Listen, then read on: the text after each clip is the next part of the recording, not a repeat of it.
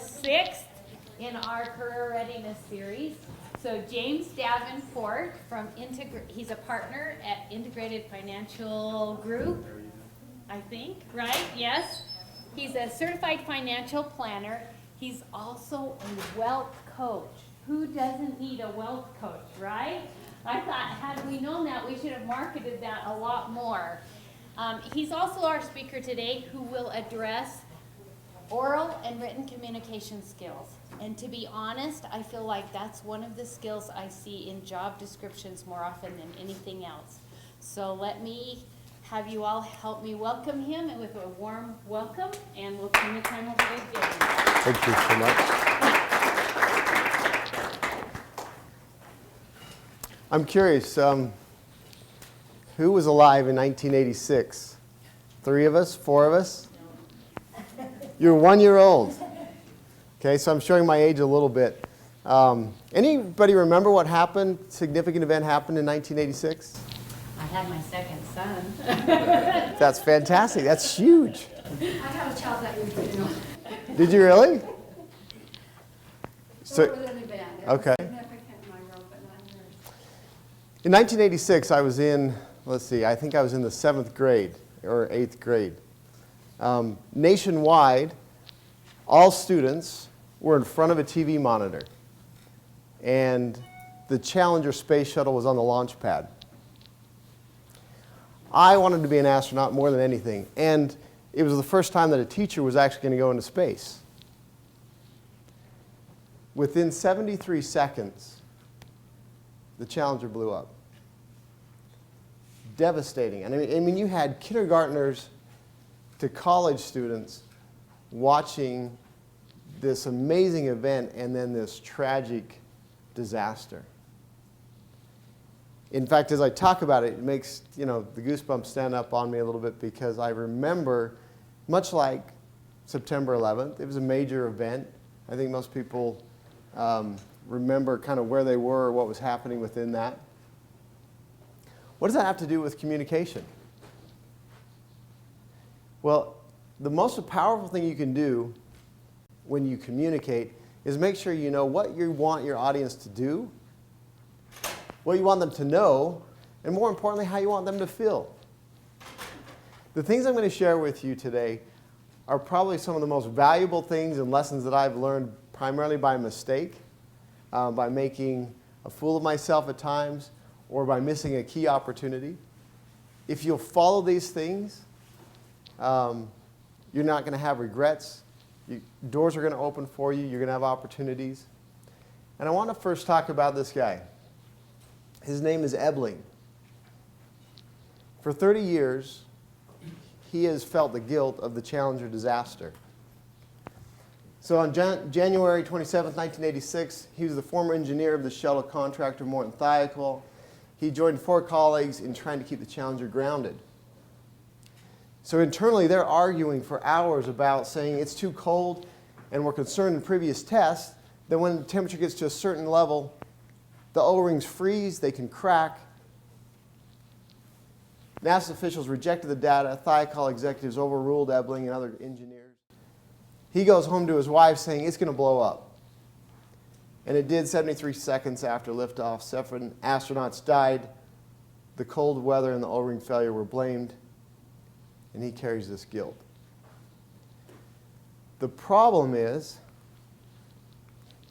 here's the letter they wrote. This letter is written to ensure the management is fully aware of the seriousness of the current O-ring erosion problem. First off, look at the letter. It's like these big block paragraphs. If it comes across my desk, I look at it and I'm like, oh my gosh, do I want to read this? Secondly, clear down here in the 3rd paragraph, in the last part of that sentence of the 3rd paragraph, buried in the middle, says loss of human life.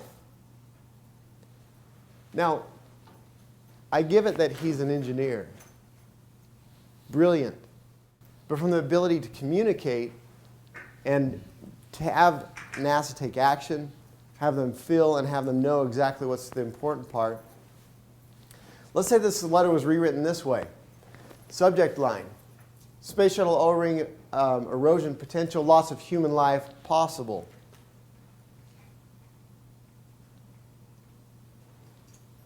What's the difference? Yeah. Loss of human life is pretty much the first thing it says. It's in the subject. So it's one of the first things that they're going to see when they see that. So they kind of like think, oh, well, I need to read this because it's talking about loss of human life right there. Yeah, dealing with NASA, and I'm dealing with loss of human life. So the most important thing in your letter, put it up front.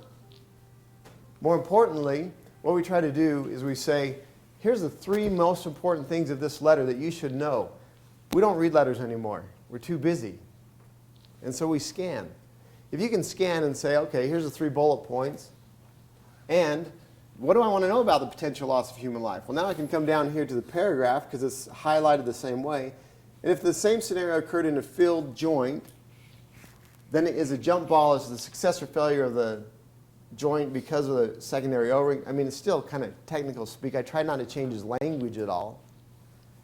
But very quickly you can say, even in the first paragraph, it's my honest and very real fear that if we do not take immediate action to dedicate a team to solve the problem with the spatial O-rings, having the #1 capacity and opportunity, then we stand in jeopardy of losing a flight along with all the launch pad facilities.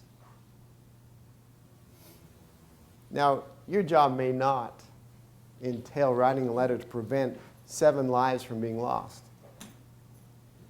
But what if it's your job? What if it's a key client?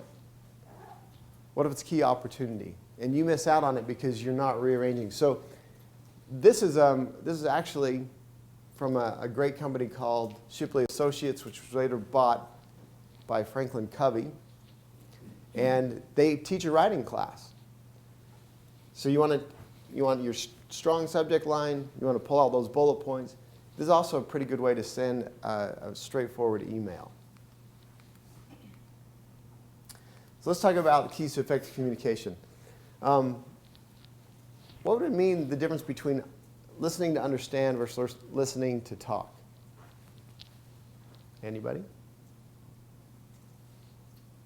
Listening to understand, you take what the speaker is saying, you internalize it, you think of a response instead of just waiting for them to finish so you can say what you were going to say without thinking of what input or how it would change your response. Yeah.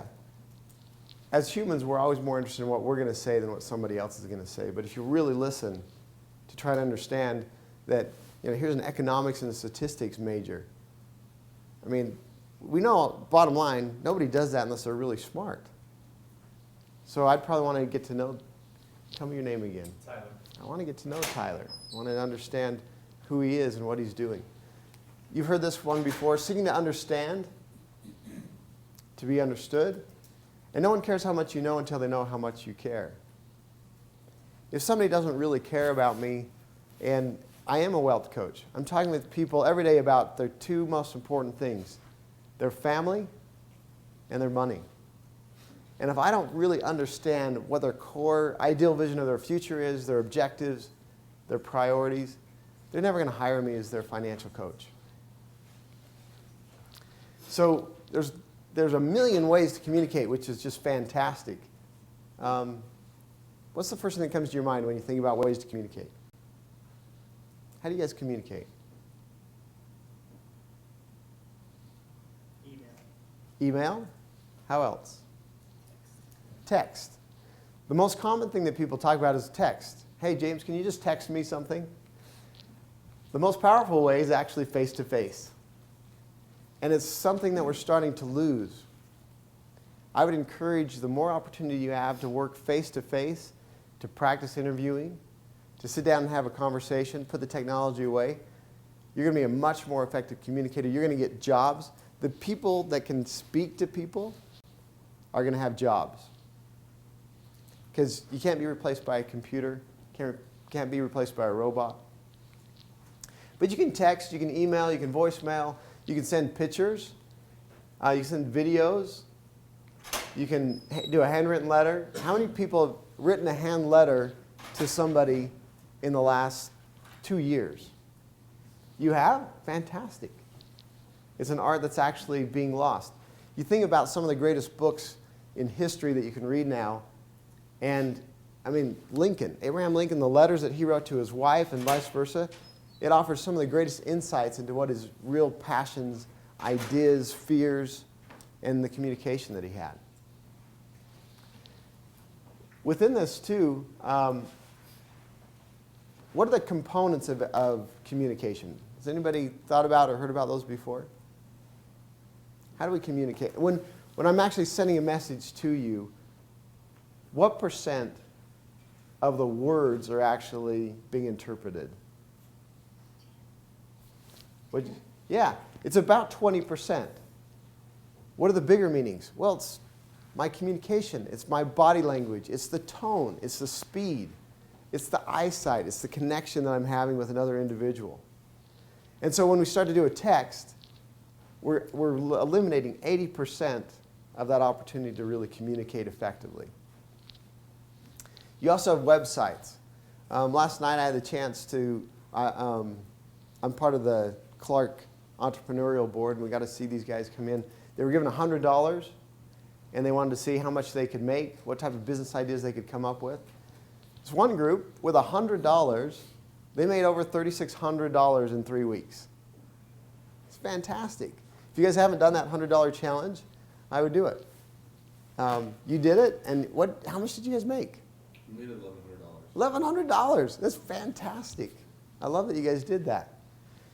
But these guys are making a website. How much does a website now communicate about your company, and how should it effectively involve these things of what do you want the customer or the client to know or to do or to feel?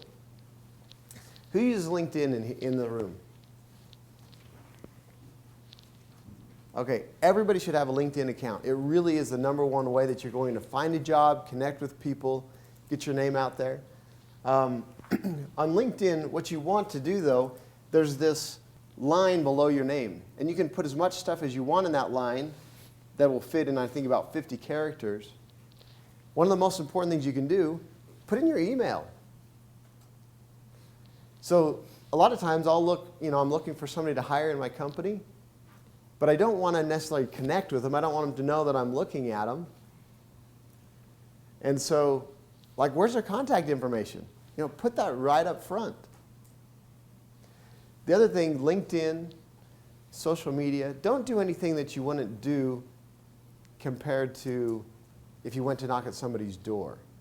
So, if I just show up at your door, knock on your door, and I have a bag over my head, are you going to open the door? Probably not. No. But if my picture's there, if my face is there, you can kind of check me out before you open up the door. You're going to feel a little bit more comfortable. Make sure you have a good, clear picture. This is a little bit grainy because of the size of it. But on LinkedIn, I think it looks all right. And then put your contact information up there. So how do you write an effective email that gets results? I'm curious, just how many people get 3 or 4 emails a day? Raise your hand. 20? You guys get 20 emails? 30?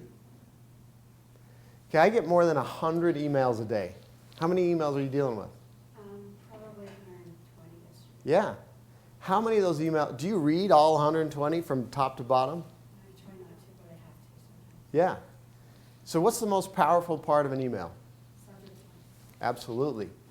So email has the benefit of giving a lot of details in a very rapid fashion compared to snail mail. I mean, I don't know, it's almost that I get so little mail today that I'm almost more intrigued at opening the mail and seeing there's a handwritten letter. It's like I'm going to give that more attention now today than I would give an email. The problem is we're so bombarded we just scan through those emails. So the solution, write an eye-catching subject line. Start with a keyword that signals to readers what the message is. Hey, I'm inviting you to do something. Or I need an action taken. Or this is really important. Or this is just for your information. Also, maybe put a time limit. Response needed, 2 days, please. So what do you want them to specifically do? Preview the content. Limit your message. Make it as small and succinct as possible. You can see I'm a lover of bullet points and numbers. It's far easier to read than a big block text. Our eyes naturally track and sort things in that way.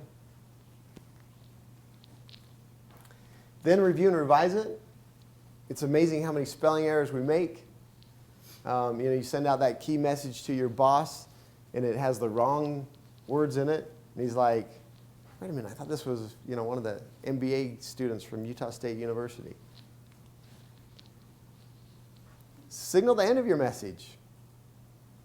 Is there actually an end? And sometimes the history of that message goes back and forth so many times. You need to make sure that you change the subject line if the message is going to change. I'm amazed how many emails I get, and the top, says, see you Tuesday, and then the whole message below is a next meeting that we're going to have on Friday or something like that. So then you try to go back to find that message, and you can't look it up anywhere. If you guys will just do those 5 things, your boss is going to think you're the most amazing employee out there. So here's an email that I sent to a client. Obviously, I changed the names to protect the innocent and their confidentiality. Wires. Important. We're sending over to you the wires for the following: $889,000 from your irrevocable trust, $239,000 from the survivor's trust. These are being sent to you to be able to pay taxes. I don't want her to just get the money and spend it. Nice situation to have, that you're actually paying $1 million in taxes. That means that she's doing pretty well, right? And John, who is her CPA, $889,000 is a down payment on a note that she's due from selling assets to the trust. So there's 2 different parts. I actually took off his name off of that email, but he was actually copied on it, and his name's not John. Okay, what about leaving a voice message? Anybody here, is their job to be on the phone? Nobody calls anybody anymore. Wow. I'm just curious. Who currently has a job and goes to school? Okay. Would you mind telling me what you do for your job? Yeah, I'm a software developer assistant. Wow. Do you call anybody? No. Never. There's one phone in the room for like 20 people. Because everybody has their own personal phone. Yeah, but we don't use it. We Okay. just communicate through email. Okay. And you also work? Yeah, I work at Sherwin-Williams. Okay. Company. I mean, I call the other stores and stuff like that, and certain people call in, but not very often. Okay. Do they send you emails, or they show up in person?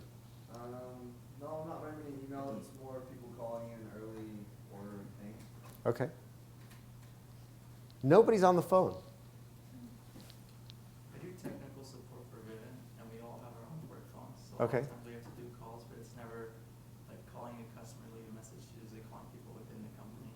Okay. And they pick up right away because they're the ones who called us and they need the help. Yeah. So the same thing applies when you're going to leave a voice message as an email. You want to make sure that it's short. It's going to be more rapid, potentially, but identify yourself. I'm amazed how many people call and leave a message, and they just assume that I know exactly who they are. But maybe their phone's crackly, or maybe it gets cut off or it breaks. So just say, hey, this is James Davenport. It's Friday, it's 10 o'clock, want to tell you 3 things. A lot of times your mind, if you can say, okay, I need to listen to this message till I actually hear 3 things. I also get a lot of voicemails, and so sometimes it's just like delete, and I listen about the first 10 seconds of it. It's like, I don't need to listen to this. But if there's 3 important things that I need to hear, I'm actually likely to stay on that for a little bit longer. Think before you speak. Maybe even expect that you're going to get voicemail because nobody answers their phone today because they just would prefer a text. But write down exactly what do you want them to do, know, and feel. It's really a great communication tool. Don't ramble. Speak clearly. Repeat important information. Sometimes speak a little bit slower than you normally would. The average age of my clients is between 60 and 85. They don't like technology in some cases. They are grabbing their pen, they're using their phone. So if I tell them it's James Davenport, it's Friday, 10 o'clock, I have 2 messages. One is that I look forward to seeing you on Tuesday. The third, please bring that check for $10 million because we're going to be investing it. If you need to get a hold of me, again, it's James Davenport. Here's my phone number, 801-699-2178. Just one more time, 801-699-2178. Because they're trying to write that down. I'm amazed how many people leave me their phone number, and it's 801-699-2178, give me a call back. It's like, wow, I have no idea what you just said. Okay, let's talk about how to interview for a job. Is anybody willing to role play with me? Is anybody brave enough to come up here in front of everybody with the cameras? You can do this. Come on up. Thanks, man. Okay, so let's say that, let's bring two of these chairs out here. Let's say that you're going to interview me, okay? So I come in, I shake your hand. What? Dead fish. Oh man, what's the problem? I'm nervous. Soft. Okay, so first thing, right? Nice, good handshake. Okay, so and we'll kind of interrupt as we go through this role play. So, Please.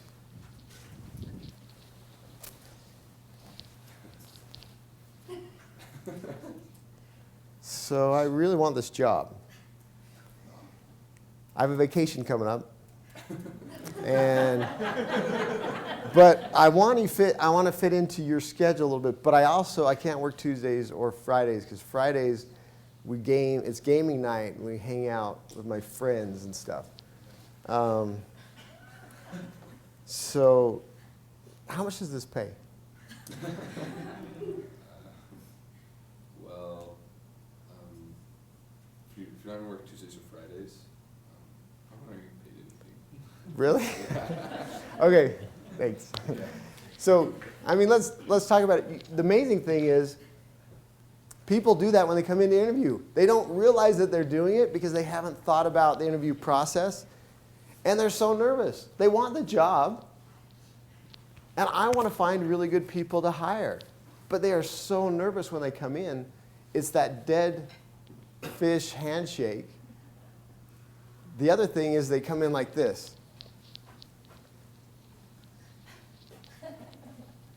And they sit in my lobby, and they're not smiling.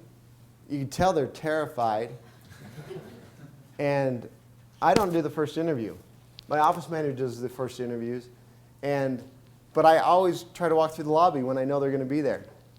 And I come in and say, "Hi, how are you doing?" "I'm good." The most hilarious one to me was we were hiring for somebody that's elite client services. They're the person that first greets my clients. They're interviewing for a job where they know they're going to be meeting and greeting people. And this lady's sitting there, and she's frowning, and I said, "Hi," and she goes, "Hi." I mean, I walked back to my office manager, and I just said, just excuse her. There's no way that I want that person to be my front person. She's not even smiling. So, I mean, think through these things when you interview. First off, research the company. If you come in, me as an employer, I'm going to say, "Why do you want to work here?" "I don't know. It looked like it paid $12 an hour, paid $25 an hour, paid $70,000 a year. Seems like good money." If you don't know anything about my company, and as much information is out there on the internet, I'm going to be pretty disappointed. Be nice to everybody. You don't know as you're riding up in the elevator. So, I mean, it's kind of interesting this morning because I met you last night. And we were just talking downstairs because I was like, "Hey, good job last night. It's really cool. We're talking about Italy." And I said, "What are you doing? You're all dressed up. You're in a tie today." And he goes, "Well, we have this career thing." And I said, "Oh, I might be your speaker." Let's say that when I came in today, I just flew right past you and didn't give you the time of day, and suddenly I'm in here and you're supposed to be helping me. Would it have changed the dynamics maybe? Yeah, it would have been a little awkward. Yeah. Great presenter, total jerk. Okay? So hopefully you're just nice to everybody because it's nice to be nice. But when you're going into an interview, all the way as you're driving on the freeway, be nice. When you get in the elevator, be nice. It might be your boss, and I've done that before. I've ridden up in the elevator with somebody that's interviewing to come work for my company, which is really hilarious because they have no idea. Be nice to the receptionist because they're going to have some feedback. They're like, dude, when you were out here, they were like on their phone the entire time. I think they're totally addicted, and you're going to have a problem when they're, an employee of yours. Smile. It is amazing how much communication comes through our faces. Now, communication is body language, but so much of it is our eyes and our smile. If you're happy, I want to hire happy, amazing, friendly, nice people. Ask questions. One of the keys that I found is that if I've done research on that company, it's really easy for me to say, James, how did you get started in this? Why did you want to become a wealth coach? Where did you go to school? Because you seem really, you have it together, and I'd like to have it together too. Wow, somebody says that to me. Well, let me tell you, I went to Utah State University. I graduated in finance.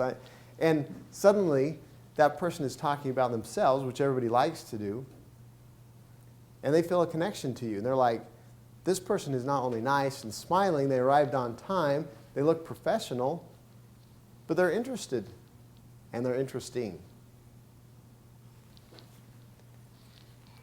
Send a thank you note. I am amazed how many people we've interviewed, they don't send a thank you note. You want to stand out? Make it a different color. Don't make it just plain white. Definitely needs to be handwritten. Practice your handwriting a little bit before. In some cases, I've been like, wow, I kind of thought that was a good person, but that guy can't even communicate. Like, if I have to take any note, it's going to take me 3 times as long because they're not legibly writing something that I could understand. Follow up in 1 week. I've interviewed a lot of people, but I'm also a very busy business owner. So as a result, I'm back into the grind of trying to understand what my next client's needs are. I might have some proposals that I'm working on, and I really need that person to come and work for me, but just 3-4 days goes by, 2 weeks goes by, and then I'm like, hey, Casey, what happened to John? He was a great interviewer. I don't know, we didn't get a thank you note. He didn't follow up. We reached out to him. He didn't respond back to the email. But if somebody actually in 1 week calls me, they got my card, usually the owner of the company, their card is out by the receptionist. Or you ask the receptionist who you were really nice to and you say, hey, would you mind, I know, or who's the owner here? It's John Smith. Well, can I have John Smith's business card?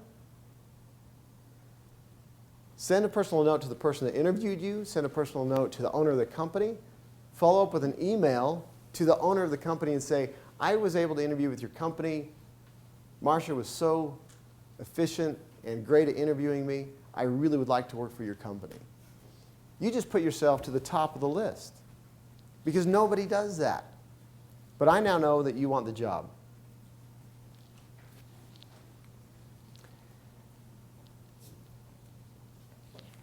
Anybody working in their very first job? Or is everybody on to their second, third, fourth job already?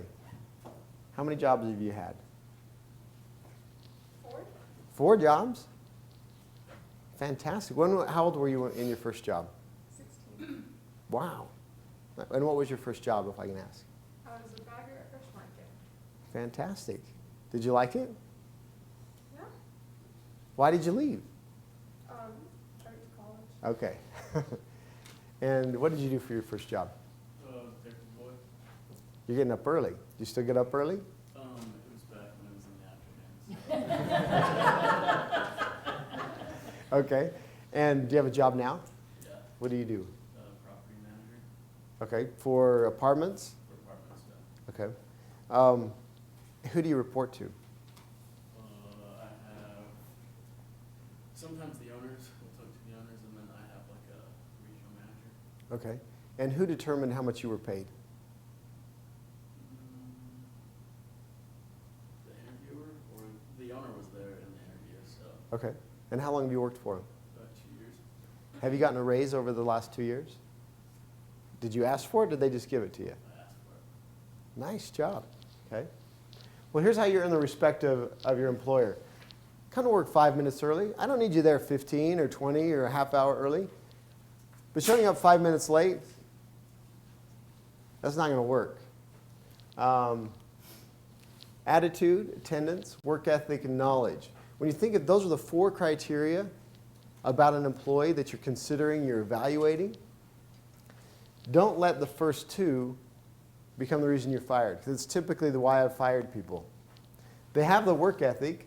They have the knowledge that I need. So I hired Trevor. He was in my neighborhood. He was about 17 years old. I needed somebody to file, copy, organize stuff. Trevor, come work for me? Yeah, absolutely. He's young. So, I'm expecting that he needs some things to be trained. Well, Trevor ends up working for me eventually for 9 years. But about the second year, he actually went into a role where he was doing account management, doing a lot of spreadsheets, organizing, helping me prepare for client meetings. Trevor was always late. 5-6 minutes late to work. His car wouldn't start. Flat tire. His alarm didn't go off. Trevor was a great guy. His attitude was fantastic. He had a fantastic work ethic. He was very knowledgeable. I'd put 2 years of training into him. So finally I took Trevor for a walk. I said, Trevor, let's go for a walk. We walked down outside, beautiful spring day. And I remember we stood kind of in the parking lot underneath this tree because the sun was starting to get hot. And I said, Trevor, what if I told you I have to fire you? The color goes out of his face. The smile disappears. He looks at me and goes, what's going on? What have I done wrong? And I said, dude, you're late continually. I can't depend on whether you're going to be there or not. I said, so it has to stop today. If you're ever late again, unless you're at the hospital, then we're done. So that was the second year. How many times do you think Trevor was late for the rest of his career? 0. He just finally, we all know how long it takes to shower, brush our teeth, eat breakfast, get in the car, get to work. It's not something new. You're doing it every day. You know exactly how long it takes to get ready. Don't let your attendance or your attitude be the reason that you get fired. Because that's why I do fire people. Volunteer. Ask to take on new projects. Learn new things. I'm amazed how many people are like, not my job. When I hired and I got hired, here's my job description. I can't do that. That's not my job. Now, it's okay to push back. A lot of times as busy owners of companies or your employer, we're trying to maximize efficiency. We're trying to reduce costs. We're trying to get people to do more things. So there's an appropriate time to come in and say, hey, I've been taking on these new roles and things like that. Can we talk about a raise? But if you're continually saying, it's not my job, I can't do that, I'm not a team player, you're not going to be impressing your employer along the way. Be that team player. It's so amazing when somebody says, hey, can I help you?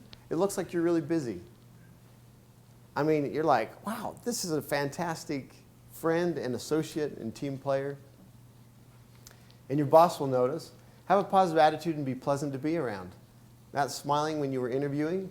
And I have to be really honest. It's amazing that people show up clean shaven, hair combed, teeth brushed, maybe they use some mouthwash, clothes are straight, they're clean, they smell nice.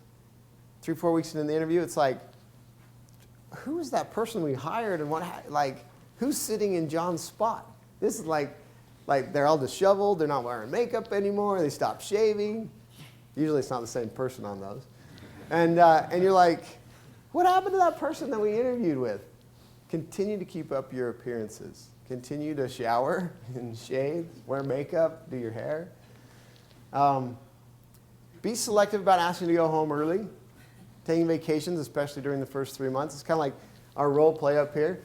You said you're probably not going to get the job. What's the problem with that when I go into an interview and I say, by the way, I have a vacation coming up? What's the problem? Well, if you're already starting, like that mentioned, 3 months after that, 6 months after that, you're not even gonna be at work. Yeah. So, Question. yeah, So I actually am going to be doing this today. you're interviewing. I have an interview today. Fantastic. And so it's kind of like the final round. You've interviewed several times. Yeah. That's one thing that I might have to bring up is like, because I'm going to be getting married at the end of May. Yeah. Not allowed, man. You're out. So like, how do I bring that up? So I was talking to my sister, she graduated from Utah State with HR, and so she deals a lot with like the hiring process Yeah. and things like that. And she said that like if they bring it up, like if they offer it to you, then you can say, I'm ready and willing, I really want to be a part of this company, and I'm really excited to work for you guys. How can I, I'm going to be getting married at the end of May. I'm ready to start working immediately right after graduation, but I would need this week off. Is that something that you can like work into the deal, or how do I kind of go about doing that? Yeah. Just realize the employer wants a really good employee just as much as you want a really good job. And if they're now going to offer you a job, it's based upon your skills and your abilities and your attitude. But they're still taking a chance, right? But they're humans. So the best thing that you can say is, I am so excited to work for this company, and I want to share some really positive news with you as well. I'm engaged to be married, and it happens to be right after school. I'm committed to this job 100%. I wanted to make sure I was aware. Would I be able to take my bride on a honeymoon, and would you be okay with that? Well, you know what? We'll put the shackles on you now. So and it is about how you say things. I'd like to share some really great news with you that I'm thrilled about. I'm getting married. Would you be okay if I took my bride on a honeymoon and showed her how much I care about her? No, we can't do that. So I would just word it somewhere like that. Yeah, going off of that, what if the employer asks you, like, for an internship during the summer? Do you have any, like, vacations planned during the summer? Sure. And they explained earlier how flexible they are. Yeah. How do you respond to that, if you happen to have? I'm so glad you asked about vacations because we have a family tradition that we go. I would be gone for about a week or 2 weeks. I'd love to make sure I get all my work done before, and I can check in one time while I'm gone. Gonna really hit it when I come back. Is that okay? I mean, people, again, they know that that's your break and they're needing you, but it's kind of tough. So the reason why I have Luke up here, I have 3 great kids. I have a 16-year-old, I have a 14-year-old. They seemed greater when they were younger. They're teenagers now. They're still really good kids. I mean, he's on to his second job. His first job, Pizzeria Limone. There were so many people doing drugs, we kind of said, maybe you should work somewhere else. Now he's working for Larry Miller at their luxury movie theater in Holiday. So you want to go on down there? Great reclining seats, heated. Yeah, it's I said, Luke, why don't you come work for me? He goes, Dad, you don't have any benefits. Like, I can go see movies whenever I want. I'm like, okay, I can't do that. I lose out. So Luke, and when he's interviewing, he says, I need to be up front. My parents have already paid for a plane ticket out of the country for 2 weeks, and I really want this job. Would that be okay? The interviewer says, yeah, it's just fine. And they've also booked a plane ride for spring break. Is that okay? So, the employer's like, well, this kid travels a lot. That's a problem. But they're like, yeah, that's okay. So the way that he does his hours it's 100% through Facebook. Like I've never seen that before. It's kind of cool. But he goes on and he shows the days that he's working and when he's supposed to go off, and it's all done through Facebook. Like I don't even know how it works, but it's amazing. And so we're down in California, and he goes, "Oh." I go, "What do you mean, oh?" And he goes, "I was supposed to work Thursday and Friday, and I didn't know that." I said, "Well, wait a minute. Did you communicate to your direct manager that you were going to be gone for the next week?" "Well, no, I only put it on Facebook." I said, "Okay, well, let's talk about this. You probably should communicate. If you're going to go out of town, just say, hey, so I am gone next week. I've followed the system and I put it on Facebook. You might have a job still because you followed their procedure, and they may not have seen it because it's a new theater and they're trying, the managers are trying to figure things out." So he's terrified. He's like, "Dad, I already lost my second job. I've been there for just all of a week." So we craft an email back to his manager and we say, I'm going to be, I'm so sorry. I'm so embarrassed. I really want this job. But there was a miscommunication. I see I was scheduled. I blocked it off. Can you see if I'm okay with that? The other thing is that Luke's like, "Hey, it's slow here, Mom. Can you come and get me? I don't want to work. Maybe I can get off." We're like, "No. Go to your manager and tell them, hey, is there anything else I can do to help? You're in the first 3 months. You really want to show that you have a good impression." But Luke is the oldest child of 3. He hasn't seen anybody else have a job. He hasn't had these normal discussions. But I want to make sure if you're the oldest child and you haven't gone out into your career, that we're having this discussion now. Let's learn the hard lessons in the classroom instead of you being an employee out there. And then make sure you're covering for your coworkers. You might need a favor. They're part of the team. They can be your biggest advocates. You're going to spend a lot of time with people you work with. Treat them kindly. Be nice to them. How are we on time? Got about 10 more minutes. Okay. Most important, how do you ask for a raise? Who wants a raise? Who wants to make more money? Yeah, absolutely. You asked for a raise, or you were just given a raise? I asked for a raise. How did you go about asking for the raise? I just kind of explained to him that, like, at this time I'd kind of been training, so I was at a lower rate, and now that I was trained, I was, like, more effective. But then he, like, made me, like, go into detail. He was like, all right, like, I agree you need a raise, but then he was like, I want you to construct an email with all the reasons why, like, what you've done to actually deserve a raise. How'd you feel about that? It was good because it actually, like, in the process, it's kind of hard to think about, like, everything you've done. And so it was kind of nice that he gave me a chance to, like, look back and then email him and say, because if I would have just, like, in the interview, he would have been like, oh, I'm only going to give you a 50-cent raise right now because of this. I would have been like, oh, I should have said more. But since I was able to, like, send an email that had everything in it, If you go to ask for another raise, what would you do? be a little bit more prepared, like, know like, what I've done to become better to actually deserve a raise. I love that you said that. I love that you've learned that. I totally agree. Schedule an appointment, let your boss know you'd like to discuss your performance. Worst time, Thursday, Friday, afternoon, any day about 11 o'clock. The pressures have built, the schedule's behind, the emails are coming in. Hey, boss, can I talk to you? Yeah, I got 5 minutes. What do you want? I'd like a raise. Nope. Just had to spend $40 million on this new infrastructure building, computer software program. Nope, sorry, see ya. But you schedule an appointment and you say, I'd like to talk about my performance. It's a key word to your boss to say, this guy's either gotten a job offer somewhere else or he wants to talk about a raise. You don't have to say, I want a raise. I'd like to talk about my performance. I'd like to see how I'm doing. Do it first thing in the morning. Maybe he might have, the coffee machine didn't go off correctly. He might have had a fight with his wife, but less chance of things going bad first thing in the morning.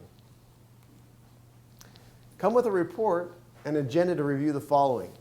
So this next time you're going to go into them and you're going to say, here's the projects and the work that I've completed. Here's the current things I'm working on.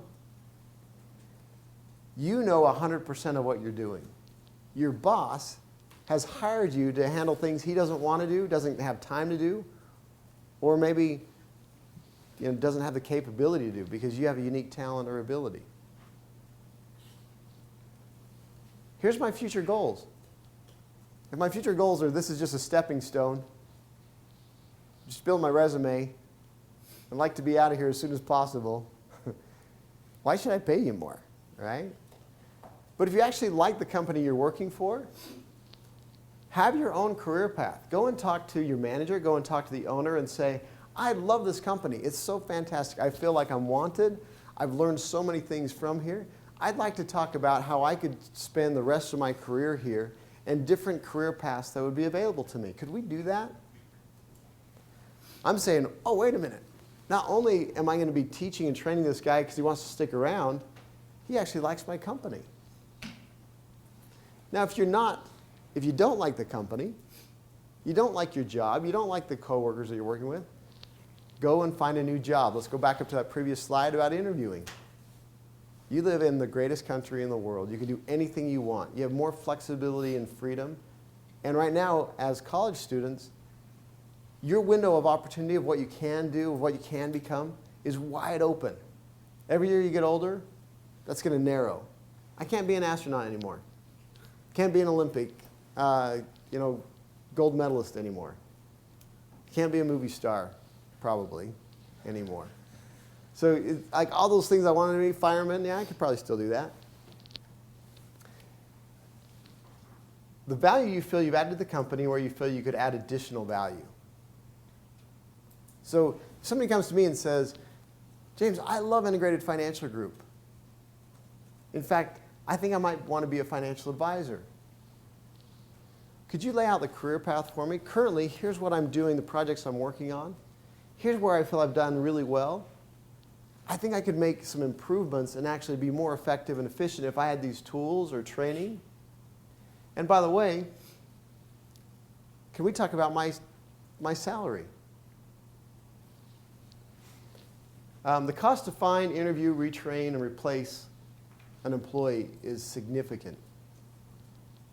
I'd much rather have an employee that has a great attitude and a work ethic, and they just need more skills or training. But I mean, it's kind of that process of the interview guy. I've had employees come in, literally, this is what he said. James, I need a raise because I bought this new car, and we bought the new car because we just had another child, and I'd also like to get into a home, and so I need to be making more money. I said, those are great things. Just to help you remember, this is America, and you can choose anything that you do. I didn't choose that you would buy the new car, have the kid, or get into a new house. I would love for you to do those things, but I need you to add value to my company first. So don't ever make it about you. Do it what you can add or what value you can add to the company. Here's what I want you to take away. You can make a significant difference with effective communication. You can save people's lives. You can get a better job.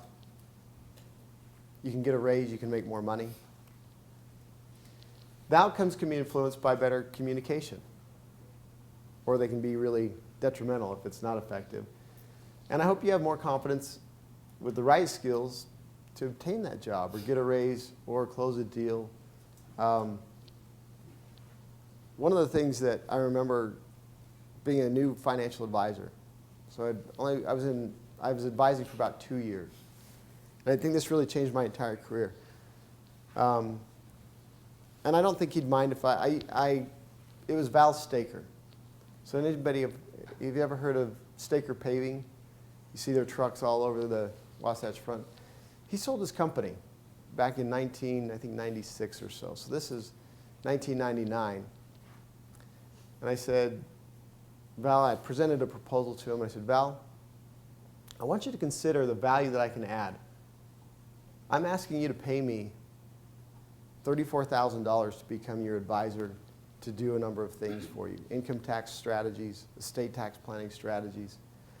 I believe that I can pay for myself 5 times over, and I gave him the list of where I could make the difference. So I basically want to receive the type of pay that you would pay your janitor in your company, one of your lowest paid employees, but I want to be adding the most value. In fact, what I believe I can do is I can make millions of dollars of difference to you over time. I'm young, but I will work as hard as I can to make sure that you're a raving fan. Will you give me that opportunity? I was able to close a deal.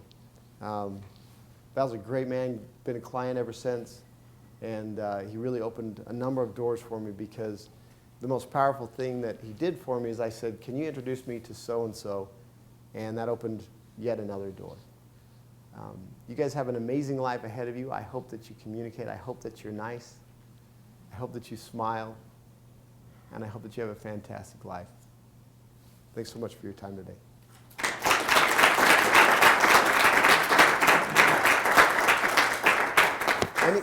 Any questions or anything, if we have time? Or We do. Any questions? you're like, hey, get me out of here. You said something at the very first about training for writing. Yeah. What is that? There's a course called Writing Advantage Okay. by Shipley Associates. Shipley actually bought the company back from Franklin, and now they're their own private division again. Yeah. Any other interviews? Any other questions? Thanks a lot, guys. Appreciate it.